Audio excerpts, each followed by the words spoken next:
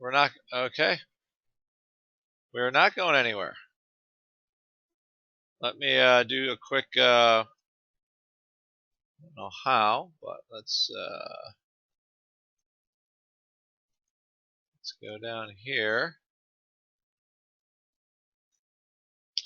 Hello, everybody, and welcome to the morning volatility report. This is Andrew Giovinazzi, Chief Operating Officer of OptionPit.com.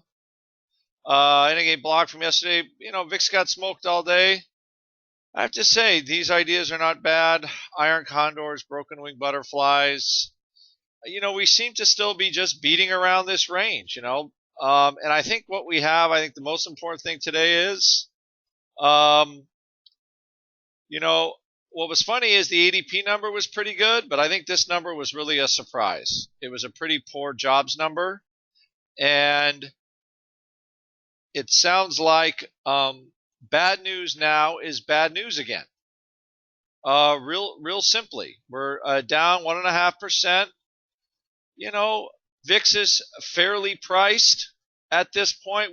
I thought anyway we would see a little bit of a drift lower, but we haven't. They're bidding up bonds now. And, you just have the algo trade central once again, where they're going to bid up bonds. They're going to bid up gold a little bit because they think we're not going to ease. And looks like some of the little commodity stocks are getting a lift. And at least for today, that is the one-way freight train trade, for today. I don't see anything really to stop it.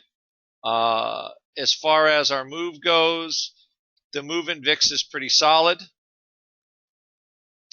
And I'm just looking here again. If I was looking at oil earlier, again, down a little bit on, global consumption fears. The vol futures are responding a little bit, but not a whole lot, right? We basically back to where they were yesterday, like at the low point of the day. So all I can say is we had a jobs report. It wasn't good. It wasn't enough to lift kind of this short-term volatility we've had. The banks are getting smacked because now I guess the assumption is that there won't be a raise.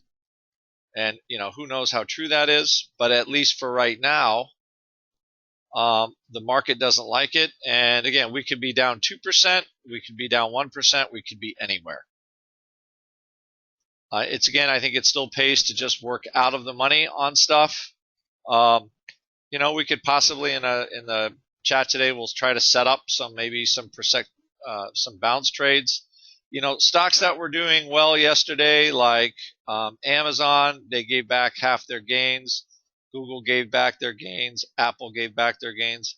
Amgen gave back their gains. So all kind of the market leaders giving things back a little bit. And banks, once again, are looking pretty bad, which I think might be a way to step in, especially on the downside, selling some out-of-the-money stuff. Out-of-the-money put spreads, and we'll look at that today. All right.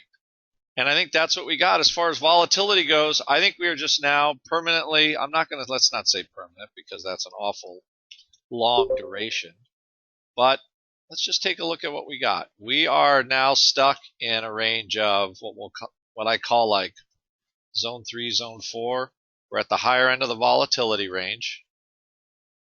We're not making new highs in volatility, but we certainly can't get to new lows.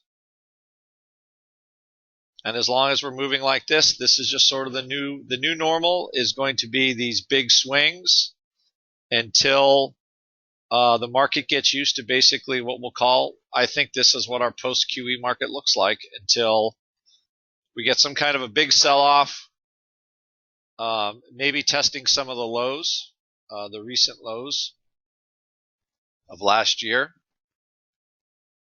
Something like that, where, we're trying to hit these October lows again, which at this point is, it's only 7 handles in the SPX. It's 7 handles in the SPY or 70 handles in the SPX.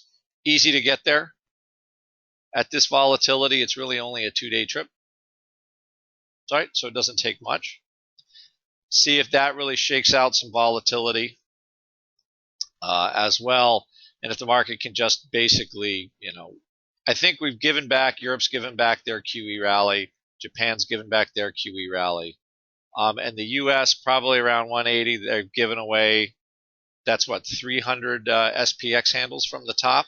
So they've given away a good chunk of their rally as well. So that looks like, we seem to be kind of held around this 1900 level. And that looks to me like the next one.